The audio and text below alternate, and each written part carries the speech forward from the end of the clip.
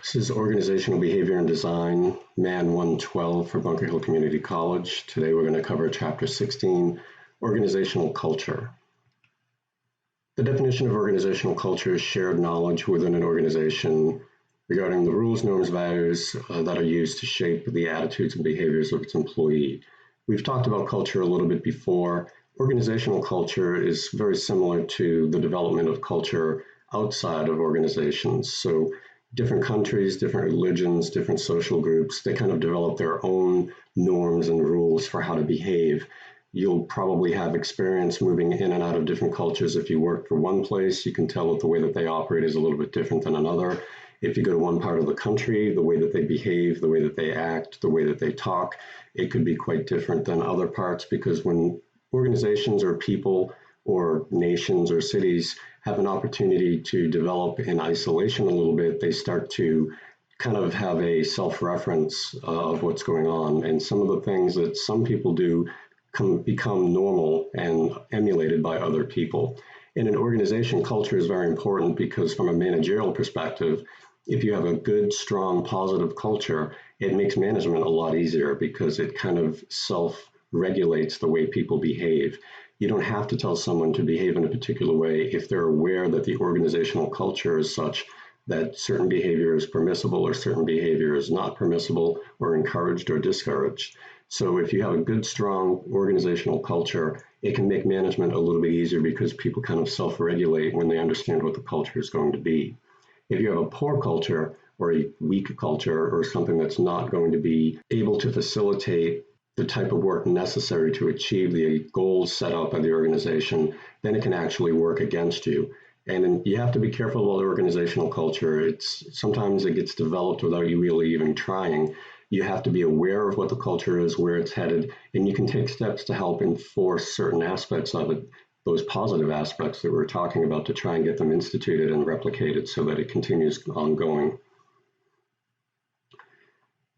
The next slide talks a little bit about how you can view culture. You know, they talk about an onion. There are a lot of layers to an onion. So here's a picture of an onion. What you have on the outside, and we'll talk about this in greater detail in subsequent slides, is observable artifacts. When you walk into a particular place, you might get a feel for what type of an organization it is based on how it's laid out. You can see the furniture, you can see the building, you can observe the way people dress, the way they interact with each other, and you can kind of get a feeling for how that's going to be. If you go to the opera and everybody's wearing a tuxedo and tails and very finely dressed and, you know, they clap very softly, even if you've never been to an opera before, you can probably start to tailor your behavior so that you fit in and act in what other people around you would consider to be an appropriate fashion. If you went to a rock concert, you know, wearing a t-shirt and jeans and screaming and making noise and doing whatever, you can pretty much figure out that the culture at that location is going to be different. And you don't necessarily have to study up on it. You just have to be there and pay attention and look around. If you go to a company that is designing computer games, they may have an organization that is created to kind of facilitate the creative aspect of it, to get new games up, to do the things that people need to have the freedom to be inventive and come up with something that might be a big seller. Some of these places, you know, you might have seen videos about them. They let you skateboard down the hall or whatever. I'm not saying that that's necessarily something that you should look for. But if you walk into an old stodgy law firm and, you know, the offices, everybody's got these walnut desks or oak desks, and the furnishings are very expensive and people talk quietly, and, you know, the lighting, everything about it can kind of give you an idea of what type of an organization it is and how they view themselves. So that's on the outside. That's what you can look at. Espoused values are, and I'm probably going to talk over some slides later on, but espoused values are what you actually say your values are. The organization comes out and says, here's who we are, here's what's acceptable, here's what's not acceptable. And then you've got the basic underlying assumptions about how things should operate within an organization. That is not necessarily always consistent with your observable artifacts and the espoused values. An organization may look a particular way, they may say that they're a particular way, but if they don't follow through and actually, you know, walk the walk, then people could start to make their own assumptions about how the organizational culture actually is, whether it's consistent with the espoused values or observable artifacts, or if people have the understanding that no matter what you see or what you hear, there's another way that things are actually working. The next slide is going to cover observable artifacts in a little bit more detail. Manifestations, that is just something that is displayed. So a manifestation of symbols, you may see things that represent pieces of the culture. Physical structures, like I talked about, the building itself could be part of it. The way people speak, if you're in a law firm, they're going to speak like lawyers. If you're in a hospital, they're going to talk like doctors. If you're in an engineering firm, the language that they use is going to be professionally geared to that. But there's also offshoots of that. The way different professions operate, they have their kind of own code of the way that they work and the way that they speak to one another. You can also get stories. Whenever you work at a place, you may hear almost like legends about people who used to work there before. You know, Bob was this great salesman that we had. He always met his quotas. They can kind of talk about the positive and sometimes negative aspects of people who used to work there or things that have happened in the past. If you compare that to the way culture is on a broader scale outside of the organization, stories happen all the time. It's national history, it's myth, it's the legends that people talk about. That happens within organizations as well, and it does have a contributing factor to kind of how that organization has been established and the way that they're supposed to be operating. Rituals and ceremonies. Ceremonies are more kind of purposeful displays of what's going on. When I worked as a civilian with the Air Force, every month or two, somebody would get promoted. You know, a second lieutenant would become a lieutenant, or a captain would become a major. And we would get an email, and at noon during lunchtime, they would have a little hall, and they'd get a cake, and they'd have everybody come in, and they'd do the ceremony to acknowledge that one of the people who work there is being promoted, that they're moving on in their career. And everybody gets the opportunity to see the ceremony and have cake afterwards, and it becomes part of like a reward structure. So an observable artifact from a ceremony perspective is what the company values or what the organization values. They make it part of their fabric of what they do, so that you almost can expect, when I get promoted, I'm going to get my cake and have my little celebratory ceremony.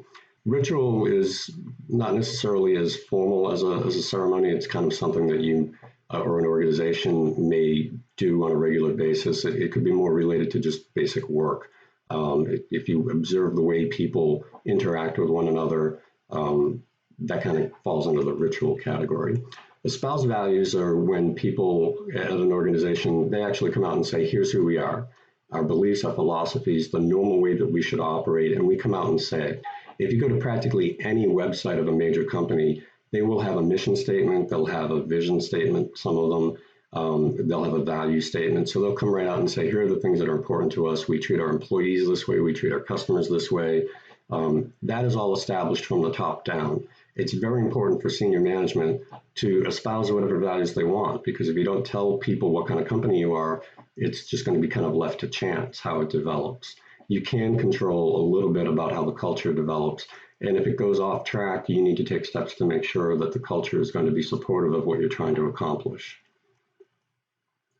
The next slide talks about values at Whole Foods. So this is actually, if you went to the Whole Foods website, like I said, you could find information about the mission, vision, and values. These are the espoused values. So this is what they say. They want to sell the highest quality, natural, organic products available, satisfy and delight our customers. I don't know if I've ever been delighted at Whole Foods, especially after I pay. But if you have that mission, your goal is to make people not only satisfied, but more than that, then hopefully your employees will understand that that's something that they need to do, and that should be their focus. And even if you don't make everybody delighted, chances are if you fall a step short of that, they'll at least be satisfied, and that may give you an advantage over the competition. Supporting team member happiness and excellence, so they're focusing on their employees. They're looking at creating wealth through profits and growth. That's obviously the key, because if you're not making any money, the organization isn't going to be there anyway, so the culture won't be that relevant if you're not making any cash. Caring about communities and the environment, engaging with partnerships with suppliers. Whole Foods is a retailer, so they're not manufacturing or growing or farming their own food, but they do have relationships with a lot of companies that are their suppliers. All the things that are on those shelves, that is all due to contractual relationships. And if you have a breakdown in those relationships, then you may not be able to get the food that you need to be successful in your objective, which is to sell food to people. So making sure that you have good partnerships with your suppliers and good relationships, that's part of their espoused values. Promoting the health and stakeholders through healthy eating education. I mean, obviously Whole Foods is not just a regular supermarket. They've kind of set themselves apart as being more natural, more healthy, and that is part of their value statement, which can be parsed out into its behavior, the way that it actually functions through its culture. Basic underlying assumptions, these are the things that you take for granted. So we talked about the observable artifacts, the espoused values. These are the things that are kind of ingrained after you've worked at a place for a while, almost not necessarily in spite of or despite or regardless of observable artifacts and espoused values, but you really have an understanding of how people interact, how they behave internally. And it's basically, once you've been there for a while, you kind of start to develop an expectation about how things are going to be operating, positive or negative. The next slide covers a typology, which is just a fancy way of saying type of organizational culture. It's more of a study of the type of culture that they have. Organizational culture looks at sociability, how well people work together, how sociable, how interpersonal the relationships are, and solidarity, meaning how connected they are to both the organization and to the people who work there. If you have what's known as a networked culture, that would be high in sociability, not necessarily high in solidarity. Networking meaning that you're all connected to one another. So there's a lot of interaction, interpersonal relationships. They're not necessarily exemplified by being super committed to the organization or having solidarity with everybody around you. Communal culture is high in both, high in sociability and high in solidarity. You've already got the networked part and you're entertaining the sociable, but there's also this sense of working together as a team, as a unit, as a community. A mercenary culture, if you think about what a mercenary is, it's basically a soldier for hire. A mercenary is somebody who'll go and fight for anybody for a paycheck, not because they feel that they have a duty to do so. So if you have a culture that is mercenary, it is low in sociability. They're not necessarily there for the people, but they are buying into the cause, so they're high in solidarity. A fragmented culture is low in both sociability and in solidarity. People aren't really paying attention to interacting with the people around them, and they're not really buying into the organization themselves. As you look through these, I think communal culture is probably the one that you would want to strive for. Networked is okay. Mercenary, I would put a little bit below networked, even though they each have one thing that they're high in. But mercenary culture tends to be a little bit more cutthroat. People are only there for the money, and they'll buy into the organization because they kind of have to. That's the whole point of them being there. Fragmented culture is one that nobody really wants to have. If you get hired to be a manager at a company and you're of the opinion after an assessment that this company has a fragmented culture, you're seeing people that don't work together and they don't actually have much commitment to each other or the community through the culture. So you'll probably have to do some steps to try and improve the culture if you're in a fragmented one. The other ones you can all work with a little bit, and you should always strive to be a little bit better, even if you have the best of both worlds. The next slide just has a graphical representation of what we were talking about. So on the left-hand side, you've got low sociability at the bottom, high sociability at the top. Going horizontally, you've got low solidarity at the left and high solidarity at the right. So obviously, if you're low in both, you're fragmented. If you're high in both, you're communal. So that's basically just a visual representation of where you are. Networked and mercenary, they're kind of opposite sides of the same coin. You've got some benefit if you're networked because you at least have that social connection. The mercenary, you at least have the solidarity. Both of them aren't exactly the best that you could be. Communal is what you would be striving for, and you want to avoid fragmented. The specific culture types, if you have a customer service culture, that means you're focused on entertaining your consumers, making sure that they understand what the product is, that they're satisfied, that they get the information that they need, that they get the service that they need.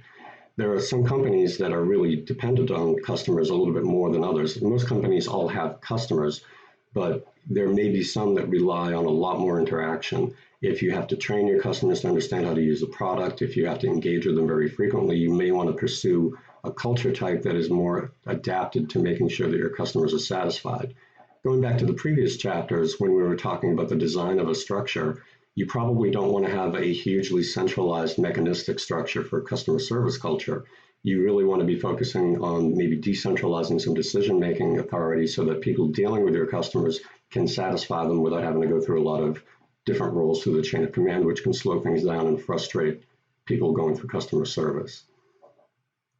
Safety culture is something that most places should be focusing on, but there are definitely some companies that the nature of the work that they do, they want to make sure, because some of it could be dangerous, they want to make sure that everything is done safely. If you're a construction company and you deal with explosives, you're building buildings, you want to make sure people aren't falling off, they've got the right harnesses.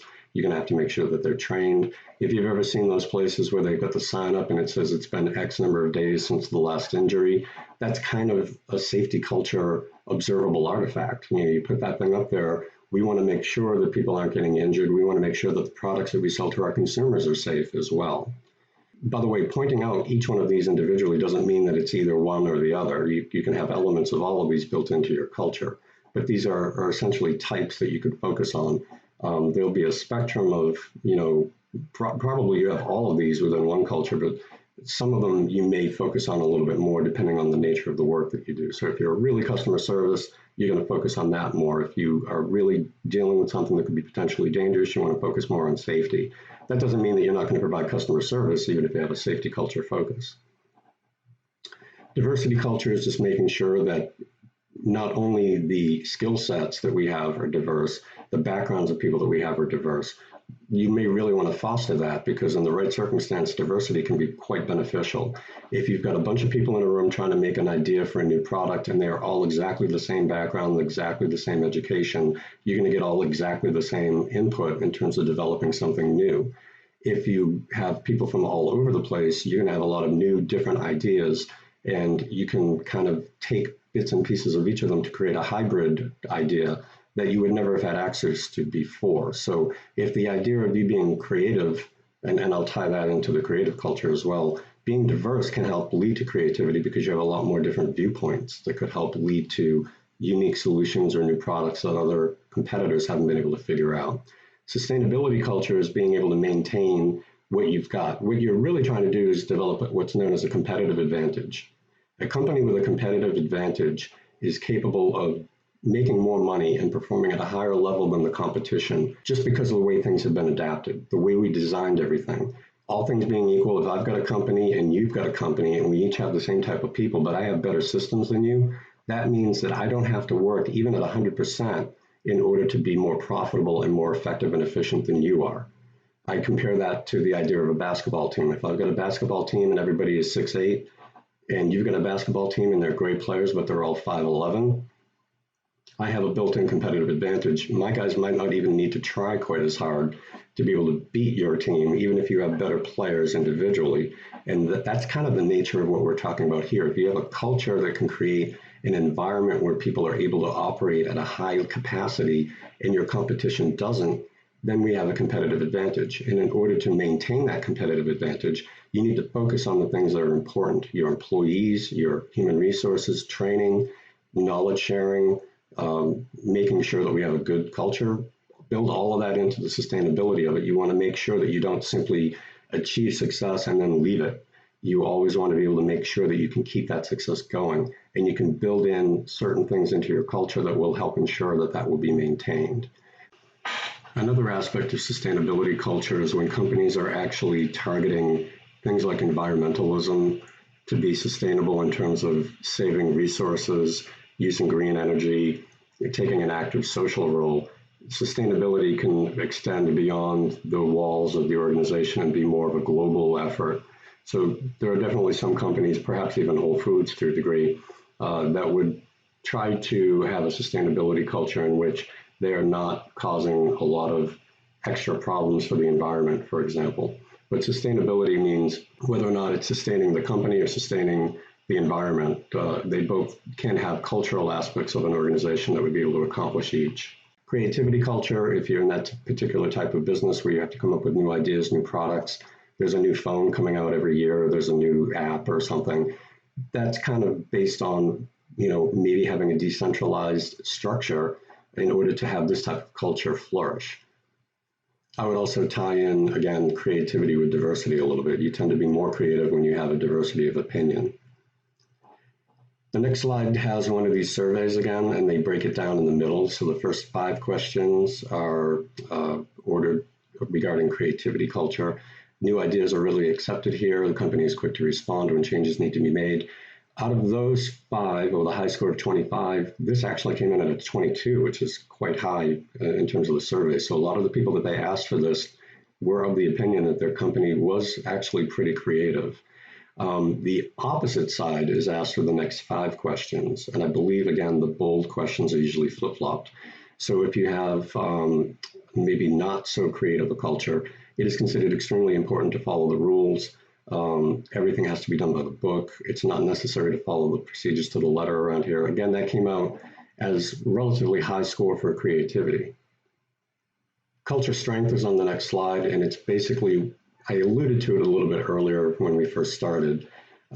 If you can all agree about the way things are supposed to be, everybody understands what the culture is a good match for the organization, then it's going to be a stronger culture. You can have people that are kind of in agreement that things are supposed to be happening the way that they're happening, and they behave in a manner that will be consistent with it because they understand the culture, they agree with it, and they operate within that culture in the way that they were supposed to.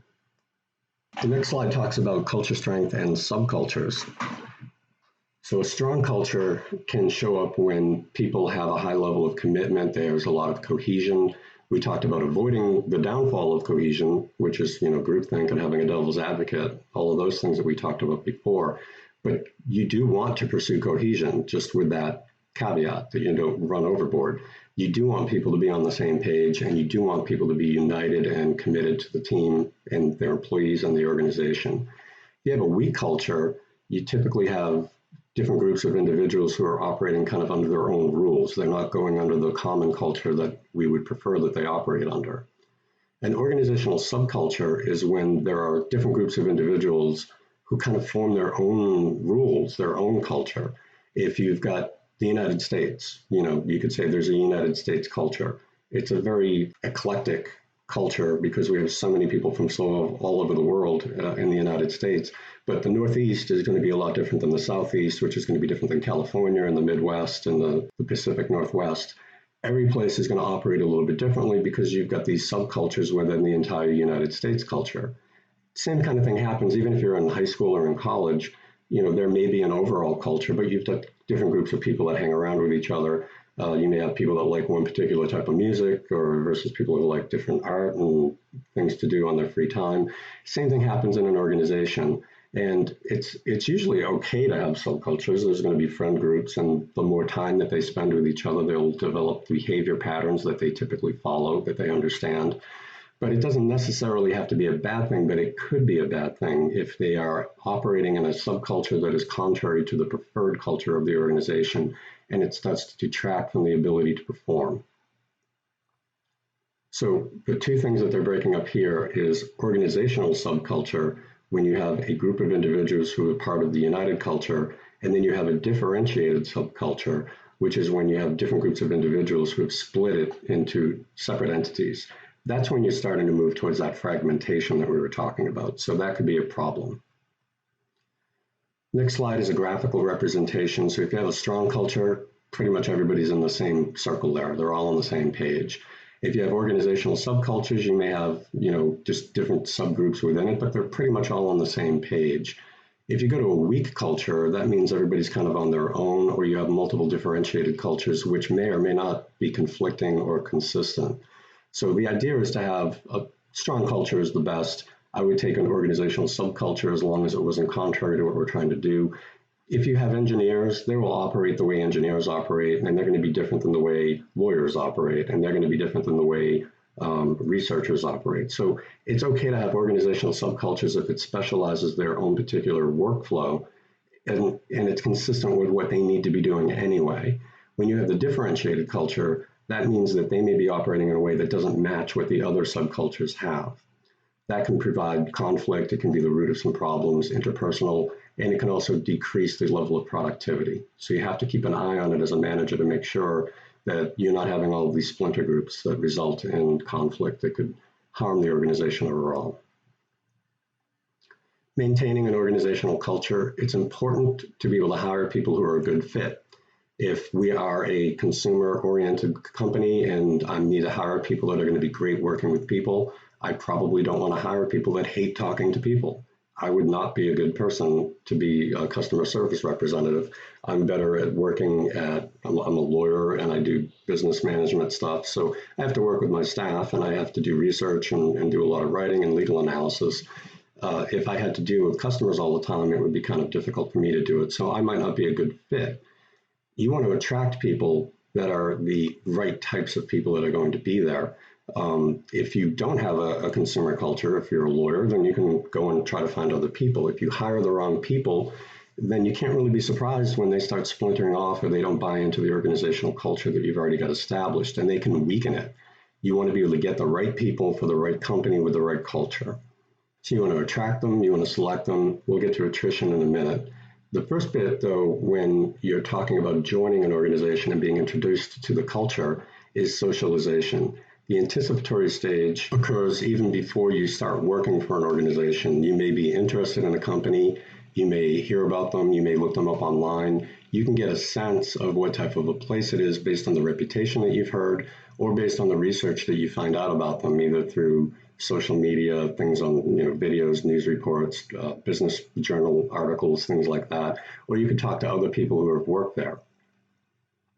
The anticipatory stage is basically going to be the espoused values that you'd have access to before you even started working there, and some observable artifacts. You can start to create and form an opinion. And as an employee looking to work somewhere, you may want to know, is this going to be attractive to me? Do I want to work for this type of an organization based on what I think and I perceive its culture to be? The next stage is the encounter stage. So after you get the job offer and you start working there, you get introduced to the way the company actually operates. And it's going to take you a while to get used to it, to understand the norms and the requirements. You could end up with a little bit of culture shock or reality shock. You weren't really expecting it. Even if you had a pretty good sense of what the company was like, until you actually work there, you may not have a good sense of what is expected of you and what you could expect of the organization until you get there. The last bit is understanding what's going on and adapting. So the more time you spend there, the more training you get. This can be smoothed over a little bit if you have a good proactive training program and onboarding to let people understand how the culture is supposed to play out and what their role in it is. Once you figure it out and then you adapt to it, if you're a good fit, it should work out pretty well. If you go to take a job because you need a paycheck, you may not be attracted to the culture of an organization, but you may go there anywhere because you just need to get a job. And the managers maybe didn't see that might be a problem regarding fit, and they go ahead and hire you. So the anticipatory stage, it may be already relatively negative because you don't think it's a good fit. When you get through the encounter stage and the understanding and adaptation, you may be less inclined to adapt if it's not a good fit for you. So it's incumbent upon people looking for jobs, as well as the managers especially, to hire people that are going to make a good fit for the organization. Change in organizational culture, I think I mentioned a little bit before in the last chapter, people tend to not really love change. Even people who are relatively adventurous and open to new experiences, they don't necessarily like to have chaos at work. They like to have an established process put in place. And when things change, it can be a little bit chaotic. So you could have a CEO change, your manager could quit or get fired or move on or get promoted and leave a vacuum in leadership. So when there's a change in leadership for somebody that you've been working with for a few years and they leave, that can have an impact on it. There's the fear that you're going to get a boss that you don't get along with. There's going to be a period of time where it's going to take to get used to the new person, to figure out how they are. This can happen a lot also through mergers and acquisitions. A merger is when two companies combine to form a new company, and you actually have to build a new culture on the remnants of what was there before. An acquisition is when one company actually buys out and takes over another company completely. So a merger, there'll be more of a blending of the culture. If you're in a company that's acquired by another company, you may have to adapt your existing culture that you're familiar with a completely alien culture from another organization that has purchased your company. That can lead to a long-term level of restructuring and trying to figure out what the organizational culture is actually going to be. There may be some places that don't have a particularly good fit. There have been case studies where more traditional companies that have been around for a long time bought a newer technical-based company, and they just didn't really work particularly well. America Online in the 1990s and Time Warner got together. The idea was that Time Warner was an older, more established media company, and they wanted to get together with a internet company to be able to get that information out there. At the time, it was, they used some foresight. It was a good idea, but the companies were so different that they actually had a great deal of problem trying to figure out how to make things work, because you had people from the America Online, which were typically younger, more tech-oriented, and you had people from Time Warner, which were more based on creating product, like communications. They make movies, they make advertisements, they do magazines, they have a lot of media. They basically have different jobs and different lives, and it was so much of a complication to try to figure out how it worked to get the culture to be addressed so that everybody could be on the same page. They actually split apart after a few years. They just couldn't make it work. So even when you're hiring a person, you have to make sure it's a good fit. If you're going to do a merger or an acquisition, you should be paying attention to the culture there too, because if there's too much to overcome, it may make it unworkable in the long run. So as I said, people like to be consistent in the things that they do. Some people wake up, they eat the same thing for breakfast every day. They like to go to work at the same time. Cynicism is when you basically have doubt about whether something is going to work. So change cynicism is evaluating how much your employees are willing to tolerate change. Now, there are 5 questions here, or a scale of 5 with 8 questions. So the high score would be 40. The average score here is only 20. So they're not necessarily negative, but they're not positive either. So there's not a whole bunch of people out there that are super eager to have widespread change on a regular basis. The questions that they ask, do you get bored and weary of change efforts? A lot of companies continually try to change things all the time, whether they need to be changed or not. It can get kind of a change fatigue, and people start to not respond to new ideas because the old ideas came through and didn't really accomplish anything, or they got dropped and the change wasn't really implemented. The plans we have for the future won't work any better than our past plans. That's basically the definition of someone who's cynical right there. Change agents, the people that have really been tapped to make sure that the change is implemented and followed through on, you may think that they're not qualified. The change attempts won't really amount to anything. If you have employees who answer strongly to all of those, you probably will have a big impediment to trying to affect management or cultural change. If people are set in their ways and you're coming in and you think that there's not a good fit between what the company's trying to do and what the culture is, you're going to have to try to affect change. But these people, if you did this type of survey, you know what you're getting into. And it may be that you need to hire people that are a little bit more willing or less cynical to accept change. How important is culture? As I mentioned already, the person-organization fit is very important.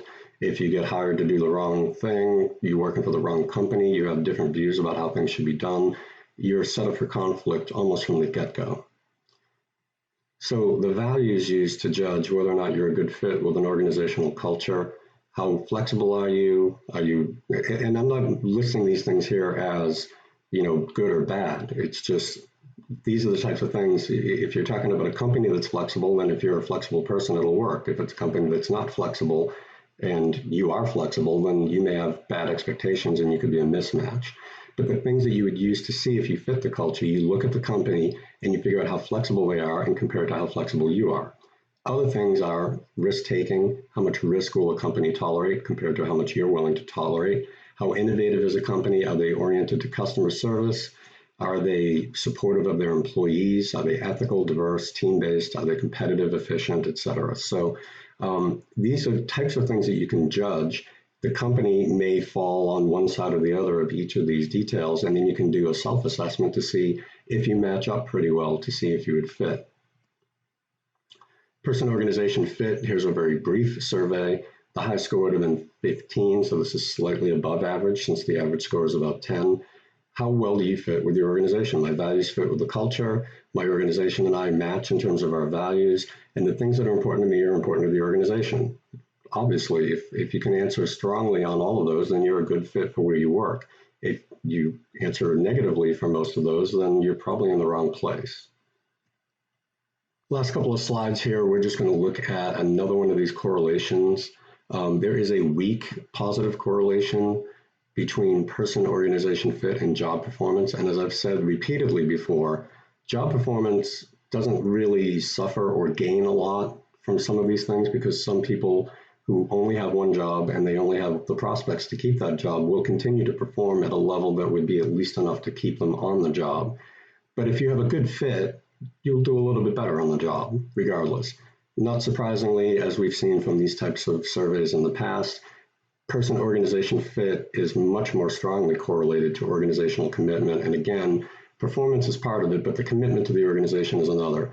You may not necessarily get a huge gain in profit from a minimal job performance, but if people are definitely dedicated and committed to the organization and they're not leaving, that will reduce your costs. So you can improve your performance economically, financially, by having people who don't leave the organization, even if they're not superstar performers. We already looked at the espoused values of whole foods, so that's kind of a repeat slide. And then the next thing that we're going to do next week is take a look at all of the stuff that we're going to cover for the final. We'll have a class on Tuesday and another one on Thursday. So I will get the test ready for the next one as mentioned in the email, and we will do a semester review for the final. Thank you.